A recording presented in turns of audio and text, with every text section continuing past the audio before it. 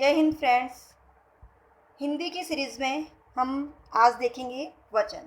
देखो, ये देखने में बहुत सरल टॉपिक लगते हैं और इनमें से प्रश्न आते भी हैं, लेकिन प्रश्न इस जगह से पूछा जाता है जहाँ से कन्फ्यूज़न हो।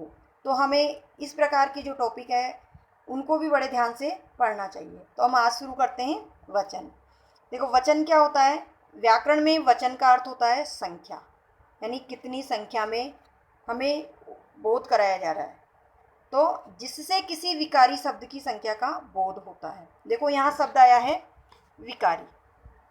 विकारी से अर्थ है कि जो परिवर्तित हो जाते हैं, यानी जो शब्द परिवर्तित हो जाते हैं। लिंग, वचन, कारक, काल, इनके अनुसार जो परिवर्तित होते हैं वो शब्द होते हैं संज्ञा, सर्वनाम, विशेषण, क्रिया। तो विकारी शब्द की संख्या का बोध कराने वाले शब्द को हम वचन कहते हैं। वचन के प्रकार, तो वचन के प्रकार होते हैं एक वचन और बहुवचन। वहीं संस्कृत में वचन 3 प्रकार के होते हैं, एक वचन, द्विवचन और बहुवचन। तो हम हिंदी में देख रहे हैं तो हमें देखना है एक वचन और बहुवचन। एक वचन किसे कहते हैं? जिस शब्द से संख्या में एक होने का बोध हो उसे एक वचन कहते हैं, और जिस शब्द से संख्या में एक से अधिक होने का बोध हो उसे बहुवचन कहते हैं। जैसे लड़का, लड़के, पुस्तक, पुस्तकें, केला, केले, खिलौना, खिलौने, तारा, तारे, एक, अनेक। इस प्रकार से हमें एक वचन और बहुवचन का बोध होता है। अब देखते हैं एक वचन से बहुवचन बनाने के नियम। कुछ नियम होते हैं जिससे एक वचन से बहुवचन बनाए जाते हैं। तो देखते हैं, ये होता है विभक्ति के साथ और विभक्ति के बिना। मतलब जो एक वचन से बहुवचन बना रहे हैं हम, उसमें विभक्ति लगाकर भी बनाया जाता है और विभक्ति के बिना भी। तो जो विभक्ति लगाकर या विभक्ति के बिना जो बनाया जाता है उसमें क्या अंतर होता है देखते हैं, देखने से समझ में आएगा। एक वचन में लड़का बोलते हैं और बहुवचन में बोलते हैं लड़के, जैसे कि हमने पहले देखा। लेकिन अगर बिना विभक्ति के बहुवचन बनाएंगे तो क्या बनाएंगे, क्या बनेगा? लड़के ने। यानी यहाँ बिना विभक्ति के नहीं, ये विभक्ति के साथ है, उल्टा हो गया है। ये लिखने में थोड़ा सा मिस्टेक हो गई है, ये बिना विभक्ति के हैं और ये विभक्ति के साथ हैं, बिना विभक्ति के।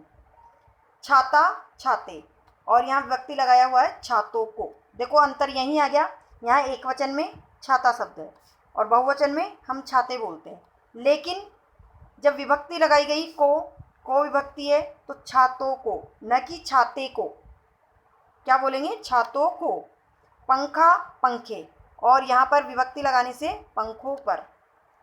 इसी तरह से बच्चा, बच्चे, और जब विभक्ति लगा दी गई है तो बच्चों द्वारा।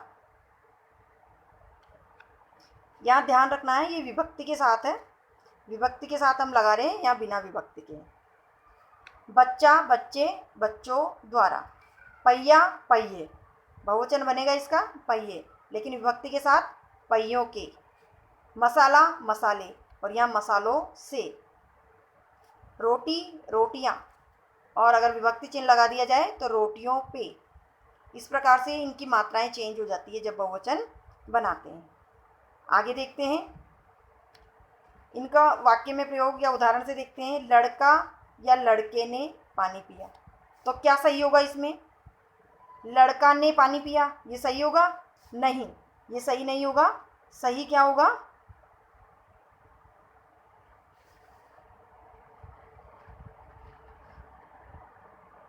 यह हमारा सही होगा, लड़के ने पानी पिया। जब विभक्ति लगाई जाएगी तो लड़के ने। और देखना क्या है, देखो, लड़के ने, तो यहाँ लड़के शब्द बहुवचन नहीं है, जबकि यहाँ एक वचन में लड़का और बहुवचन में लड़के हैं।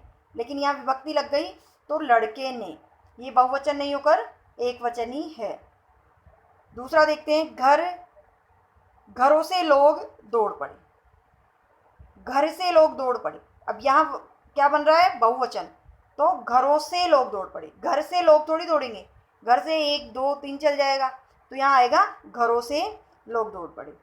आगे देखते हैं, घोड़े ने लात मार दी, यानी एक वचन में होता है घोड़ा, जबकि जब विभक्ति लगाई गई तो घोड़े ने लात मार दी, वाक्य एक वचन में ही है। कुछ संज्ञा शब्द एकवचन और बहुवचन दोनों में समान रूप से रहते हैं। कुछ संज्ञा शब्द एकवचन और बहुवचन दोनों में समान रूप से होते हैं, उनमें कोई अंतर नहीं होता। लेकिन वाक्य में विभक्ति चिन्ह के साथ प्रयुक्त होने पर बहुवचन शब्द में कुछ परिवर्तन होता है, जैसा कि हमने पहले भी देखा था। यानी जब वाक्य में प्रयोग करते हैं तो बहुवचन शब्द में कुछ परिवर्तन होता है। तो हम देखते हैं क्या परिवर्तन होता है।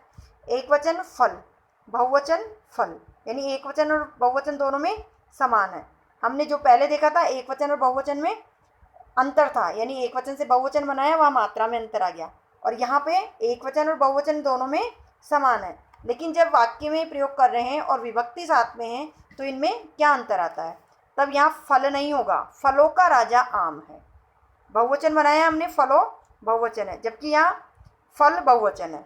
एक वचन भी फल है और बहुवचन भी फल है, लेकिन जब विभक्ति लगा दी गई तो फल से क्या हो गया, फलों का। फलों का राजा आम है।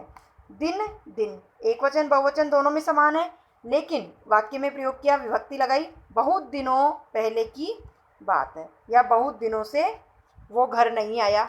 इस प्रकार से कोई भी वाक्य बनाते हैं तो विभक्ति लगाने के साथ ही उसमें मात्रा में अंतर आ जाता है, जबकि वही बहुवचन में एक वचन के समान होता है। फूल फूल, यानी फूल और फूल दोनों एक ही है। मंदिर में फूलों से होली खेली, यहाँ चेंज हो गया, मात्रा अलग हो गई। हाथ हाथ, दोनों रूप में एक ही है, लेकिन मेरे हाथों में मेहंदी लगी है, जब कारक चिन्ह लगाया गया हाथों में। हाथी हाथी, हाथियों से मुझे कोई भय नहीं है, यहाँ फिर मात्रा चेंज हो गई और हाथी की जगह बहुवचन में क्या आया, हाथियों।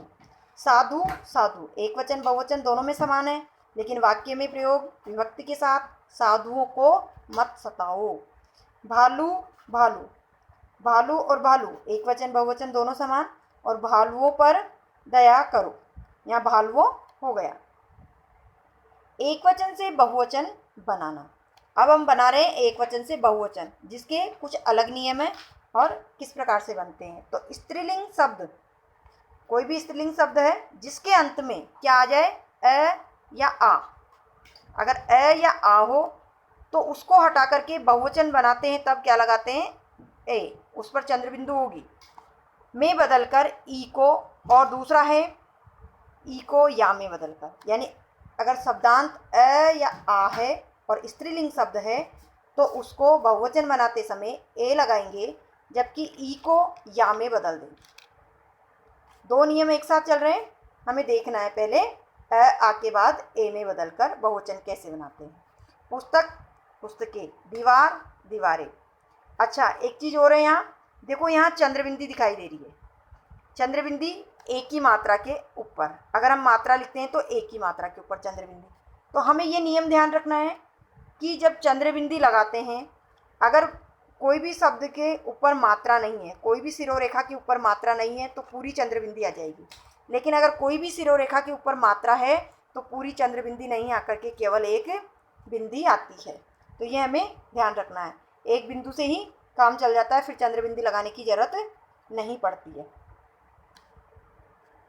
दाल दालें, राह राहें, कलम कलमें, बोतल बोतलें, खबर खबरें, बात बातें। ये तो था शब्दांत अस्वर हो। अब शब्दांत आस्वर होने पर बाला बालाएं, यहाँ शब्दांत से अर्थ है शब्द के अंत में स्वर को देखना है, अ और यहाँ पे आ। बाला ला में आस्वर है, बालाएं। कविता कविताएं, कथा कथाएं, माला मालाएं, सभा सभाएं, कामना कामनाएं, अध्यापिका अध्यापिकाएं, कक्षा कक्षाएं, शाखा शाखाएं। तो इन सब पर चंद्रबिंदी लगी हुई है। यहाँ एक चीज़ और ध्यान देंगे कि जब भी बहुवचन बनाते हैं तो अगर यहाँ इसमें कवि में तो छोटी की मात्रा है, अगर किसी शब्द में बड़ी की मात्रा होती है तो बहुवचन बनाने पर यहाँ छोटी की मात्रा हो जाती है, और या पर या ए पर चंद्रबिंदु होती है। आगे देखते हैं ई को या में बदलकर। देखो, जो ई है उसको हमने या में बदला और या के ऊपर आया चंद्रबिंदु। रीति रीतियाँ, नीति नीतियाँ, और जाति जातियाँ।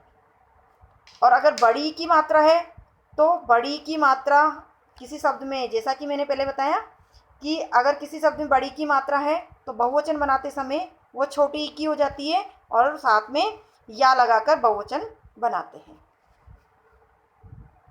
अब देखते हैं इकारांत स्त्रीलिंग। इकारांत स्त्रीलिंग संज्ञा में ई को ई प्लस या में बदलकर एक वचन से बहुवचन बनाना। तो हमने जो पहले देखा था, ई को या में बदलकर, अगर बड़ी ई है तो पहले छोटी ई आएगी, उसके बाद या बनेगा, और छोटी ई है तो डायरेक्ट या आ जाएगा। क्या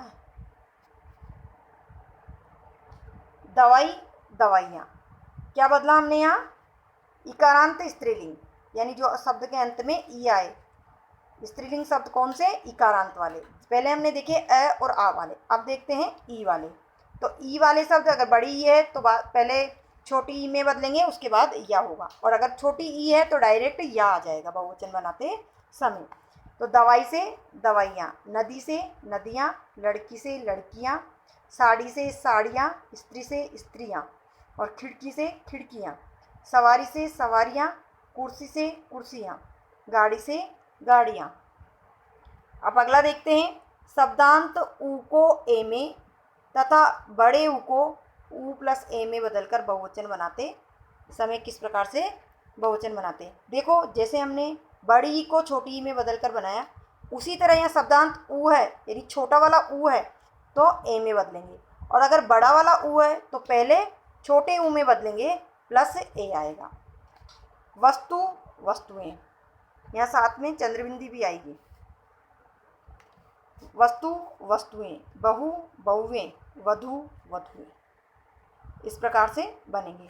और शब्दांत या को या में बदलकर, डायरेक्टली या को या में बदलकर चिड़िया, चिड़िया, डिबिया, डिबिया, गुड़िया, गुड़िया, यानी ई से ई के बाद प्लस या बनाकर। शब्दांत में ई स्वर होने पर, छोटी ई या बड़ी ई दोनों ही कोई सा भी स्वर हो तो यो तथा ई की जगह ई लगाकर, ध्यान देंगे, अगर छोटी ई या बड़ी ई है शब्द के अंत में तो यो लगाकर भी बहुवचन बनाते हैं, और बड़ी ई की जगह ई लगाकर भी बहुवचन बनाते हैं। ई से यो और बड़ी ई से पहले छोटी ई और फिर यो, वही नियम है, क्योंकि अगर पहले से छोटी ई छोटा ऊ है तो डायरेक्ट हम या में, ए में या यो में चेंज कर देंगे, लेकिन अगर बड़ी ई बड़ा ऊ है तो उनको पहले छोटी में चेंज करेंगे, उसके बाद बनाएंगे। जाति, जाति, देखो यहाँ आ की मात्रा भी है, जाति, तो जातियों, लाठी, लाठी, लाठियों, यो लगेगा यहाँ पे, लाठी यो बनेगा। ये केवल लिखा हुआ कॉपी हो रखा है, लेकिन यहाँ यो लगाना है बहुवचन बनाते समय। रोटी, रोटियों, नदी, नदियों, अधिकारी, अधिकार। जब वाक्य में प्रयोग करेंगे तो यो लगाना है, वरना ये वैसे भी आ जाता है। अकारांत पुल्लिंग शब्दों में आ के स्थान पर ए लगाकर बहुवचन बनाते हैं। जो अकारांत है अंत में और पुल्लिंग संज्ञा है तो आ के स्थान पर क्या लगाएंगे? ए, बहुवचन बनाते हैं। देखो यहाँ ये ध्यान रखना है, आकारांत पुल्लिंग है, वहाँ स्त्रीलिंग वाले थे, तो आ से ए में बहुवचन कैसे बनाते हैं? कमरा, कमरे, घोड़ा, घोड़े, कपड़ा, कपड़े, पहिया, पहिए, रास्ता, रास्ते, बच्चा, बच्चे, तारा, तारे। कुछ संज्ञा शब्दों के साथ समूह का बोध कराने वाले शब्द लगाकर बहुवचन बनाया जाता है। यानी कुछ संज्ञा शब्द ऐसे हैं जिनके साथ कुछ समूहवाचक शब्द लगाया जाता है और बहुवचन बनाए जाते हैं। जैसे युवा, तो युवाओं भी बना सकते हैं और कुछ शब्द लगाकर बनाते हैं, उनमें युवा वर्ग। भक्त, भक्तगण, गुरु, गुरुजन, शिशु, शिशुवृंद, प्राणी, प्राणीवृंद, स्त्री, स्त्रीजन, नेता, नेतागण, मुनि, मुनिगण, तुम सब। तो इस प्रकार के शब्द देखकर हमें चौंकना नहीं है, ये बहुवचन के शब्द हैं। परीक्षा में इनमें से बहुवचन शब्द देकर इनका एक वचन भी पूछा जा सकता है। आदरणीय व्यक्तियों, महापुरुषों, उच्च पदस्थ व्यक्ति सदैव बहुवचन में होते हैं। यह हमें ध्यान रखना है कि ये अगर एक भी हो, कोई भी आदरणीय व्यक्ति है और वो एक भी है, या कोई भी महापुरुष है या उच्च पद पर आसीन है, तो फिर भी उनको जब वाक्य में प्रयोग करेंगे तो उन्हें बहुवचन में ही क्रिया शब्द लगाने पड़ेंगे। प्रत्येक, हरेक, हर कोई आदि शब्द का प्रयोग एक वचन में होता है। तो ये कुछ नियम है, इन्हें ध्यान रखना है हमें।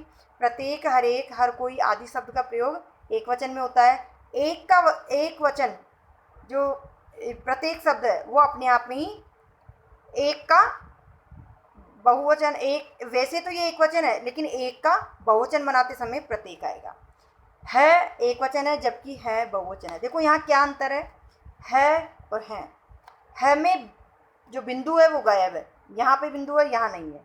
जो नहीं है तो वो एक वचन है। अगर यहाँ है के साथ एक बिंदी लगा दी जाती है तो वो बहुवचन है बहुवचन। रहा है, रहे हैं बहुवचन, और रही है और रही है। देखो यहाँ भी रही है और यहाँ भी रही है, लेकिन अंतर क्या है?